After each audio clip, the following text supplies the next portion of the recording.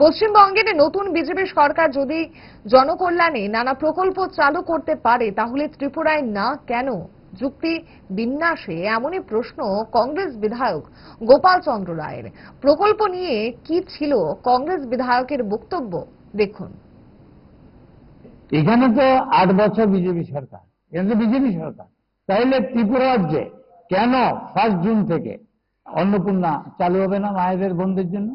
এটা চালু করার জন্য দাবি রাখছি।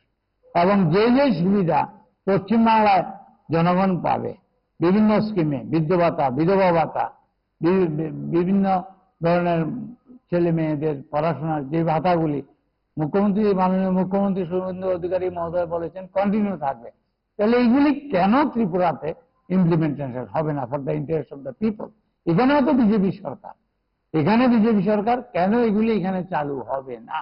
আমি দাবি রাখছি মাননীয় মুখ্যমন্ত্রীর নিকট, এখানকার যে ডক্টর মানিক সাহাকে, এই যে সুবিধাগুলি জনগণের স্বার্থে পশ্চিমবাংলায় বিভিন্ন সুবিধা ইন্ট্রোডিউস করা হচ্ছে, এগুলি যাতে ত্রিপুরাতেও ইন্ট্রোডিউস করা হয়, বলবৎ করা হয়।